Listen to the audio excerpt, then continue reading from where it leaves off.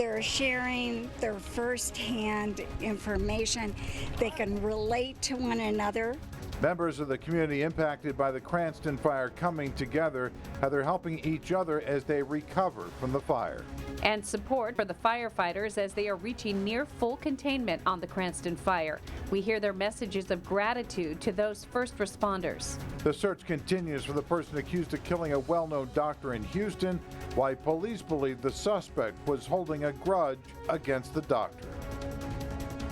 You're watching KESQ, the Desert's news leader. This is News Channel 3 at 11. Hello, I'm John White. And I'm Karen Devine. Today marks 1 week since the Cranston fire forced thousands from their homes, the flames knocking out power lines and destroying several homes, leaving mountain communities rebuilding physically and emotionally. News Channel 3's Lauren Coronado joins us live in Idlewild tonight after speaking with locals and attending a support group meeting tonight that was very well attended. Lauren. Yeah, the physical damage driving up the mountain is obvious, that's for sure. Just driving up Highway 74 into the mountain center Idlewild area, you see downed power lines and crews really just cleaning up debris in that area. But something we can't see is the emotional damage that a lot of people are dealing with. Coming back, it was like a ghost town. It was very scary. It was almost misty around Lake Hemet. It's a different view for people returning home, repair crews taking over, lining Highway 74, restoring power and removing debris after the Cranston fire threatened thousands living in mountain communities. For some people that are new up here, it's their very first fire. So it's beyond their imagination of how scary this can be. Like Irina Carlson, evacuated as the fire traveled closer to her Idlewild home last week. I had a lot of emotional moments the moment I realized that this was real, that I really needed to evacuate. Emotions that continue to linger after the flames have faded. I decided inside that I was just going to go. And so I just decided I would show up, and it was wonderful. Dr. M.P. Wiley and Denny Arazda hosting a support group meeting for those impacted. They have a chance to talk, and I think that's the most healing process.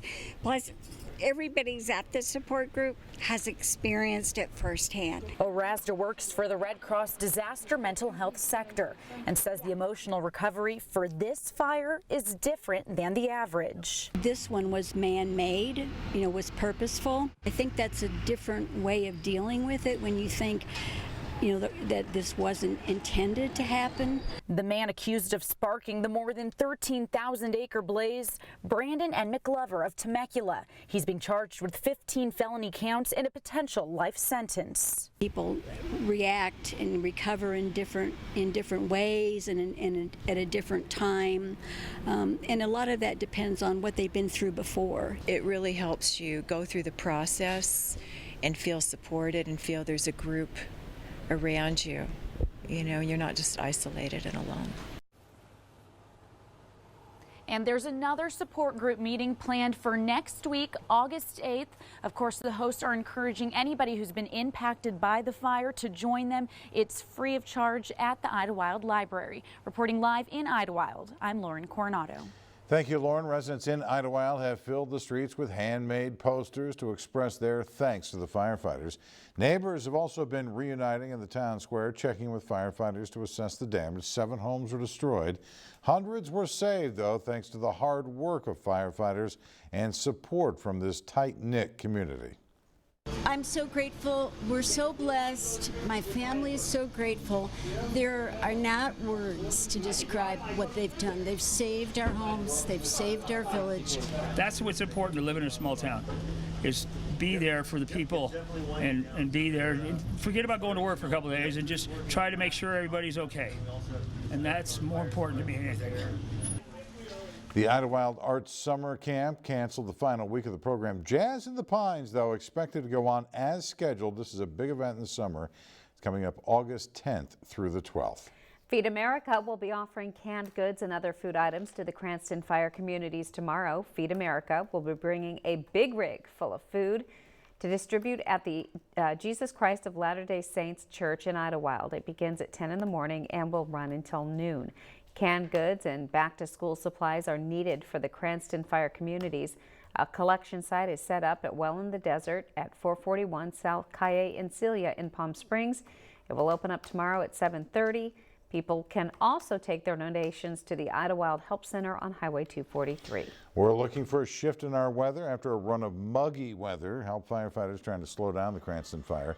First Alert Chief Meteorologist Haley Clausen is tracking your conditions. Haley, we're looking for a break from the humidity now. We certainly are. Down here on the valley floor, we've been dealing with our humidity between 20 and 30%. Up in the mountains, a much higher percentage, which has been great news for containment on this fire. But now we're ready for it to end. We want our dry heat back. Well, we're still going to be dealing with this monsoonal moisture for one more day, and so that is still going to be bringing the potential for storms predominantly in the mountains as well as across the high desert. Again, for one more day. That's our Thursday. By Friday, high pressure will be building in and it will be basically cutting off the flow, so we'll begin to dry out, and we'll keep those dry conditions with us into the weekend. But looking ahead at our Thursday, partly cloudy skies, those dew point temperatures still in the 60s, and it's still going to be a rather warm day. But we are going to be tracking activity again in the mountains across the high desert, and coming up in my complete First Alert forecast, we'll time it all out using our Futurecast. All right, we'll see you then. Thank you. Lightning caused last week's 200-acre ribbon fire. The fire sparked up Thursday near Pinyon Pines during the second day of the Cranston fire. No structures were damaged. No injuries were reported. 2 people are recovering tonight after a fire at a home in North Palm Springs. Firefighters were called out to a home near the intersection of Avenue 16 and Indian Canyon just before 5:30 tonight. Firefighters were able to contain the flames to the home. The 2 people injured suffered minor injuries, and they were taken to the hospital to be checked out. Cathedral City residents voicing concerns over a pot clinic scheduled to open close to a school. Next on News Channel 3, more on their opposition and what city leaders are saying about it. And One Valley School District will have new security policies in place. We'll break down the change. You're watching KESQ, the Desert's news leader. A man is in jail tonight accused of leading Border Patrol agents on a 2-hour chase that began in Indio and ended near San Diego. It happened just before 8 this morning when agents found this car parked on the side of the highway. When they approached it, they say they saw 2 passengers lying down in the back seat. And then the driver sped off. A few minutes into the chase, the driver rammed into the side of a Border Patrol car, forcing it to the side of the road. The pursuit continued with the car ramming yet another Border Patrol car. The pursuit was called off for safety reasons. Then law enforcement caught up with the car hours later in Chula Vista. A 28-year-old man was arrested along with 2 women, both citizens of Mexico. Indio police say they're looking for known gang members accused of shooting a rival gang member in the head over the weekend. Surveillance photos show the car believed to be involved in the shooting Sunday. The victim's expected to survive and was taken to JFK with a gunshot graze wound to the head. Police say it happened during a confrontation with rival gang members in front of the Circle K on Clinton Street. The suspects arrived in a gray-colored Hyundai occupied by possibly 4 people. Anyone with information is urged to call Indio police. A proposed cannabis cultivation and distribution business in Cathedral City is causing some controversy, with some people arguing it would be too close to a nearby high school. It's planned for this closed-down furniture store on Day Palm Drive in Cathedral City. The cannabis company is seeking space for a cultivation and distribution center. That's an important distinction from a dispensary. This is not a retail business. No marijuana would be sold here. The business would bring in $150,000 in new tax revenue to the city, money that city officials say would be put toward a new firefighter or police officer. Some residents, though, still argue against it.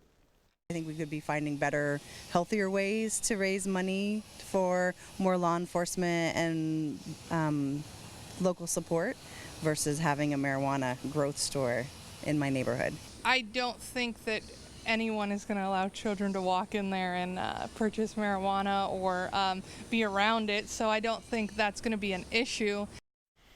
The business is a mile from a school, which is much farther than the city rule about being 600 feet from schools. Students in the West Valley will be heading back to school next week. In the Palm Springs Unified School District, there will be some very noticeable changes when parents arrive on campus.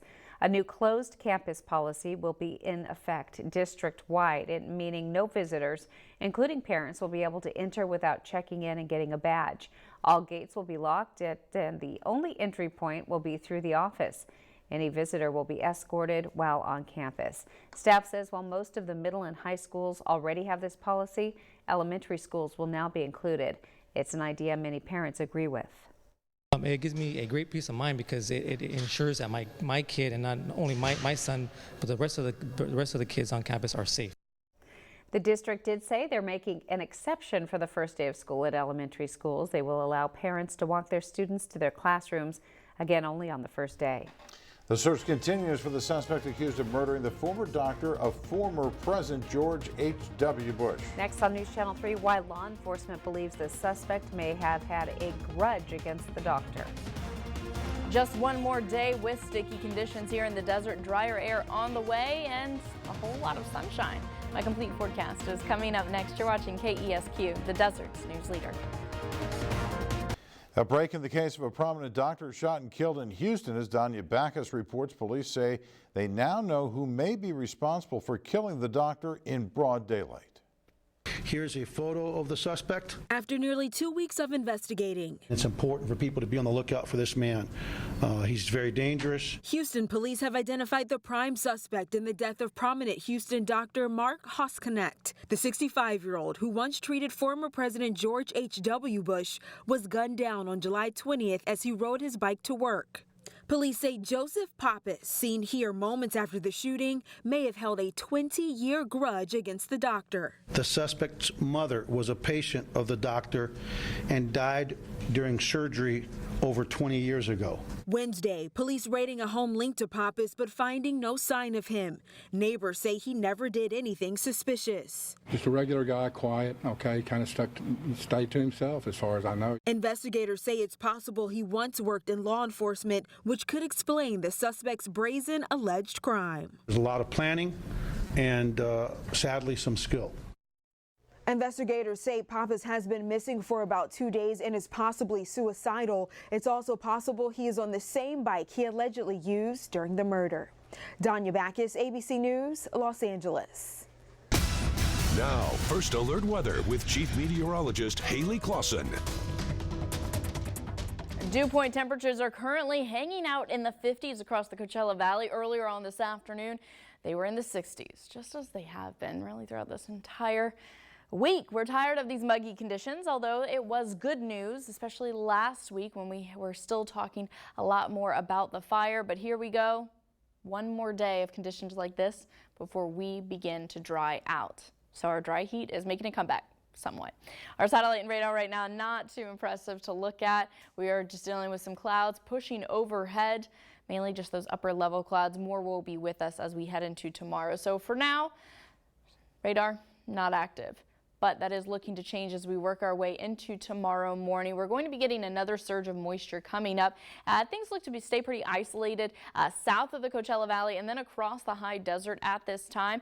But it's more so as we work our way into the afternoon hours that more development in the mountains as well as across the high desert is looking more prevalent. Now for the Coachella Valley, it's very minimal, but does the opportunity present itself for a passing shower or a stray storm? Absolutely, because these storms move. They don't just stay in one place, but it's the higher elevations that we're really going to be monitoring, especially across the high desert, because after tomorrow afternoon, after tomorrow evening, all of this moisture that's been coming up towards us from the southeast, watch what happens, is actually going to be shifted and pushed further back towards the east. And so that's where a lot of that activity will be finding itself across the high desert and then retreating into Arizona as we head more into our Friday with much drier conditions that will be with us not only for Friday, but also into Saturday and Sunday. So we've been saying, oh, this weekend's looking so great. It's looking great in regards of our humidity because we're going to be dealing with a lack of it.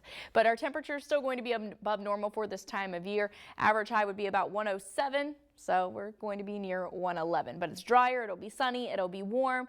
Still going to be looking at a little bit more relief when we're talking about those morning lows. We've been finding ourselves closer to 90 every morning. This morning it was 88.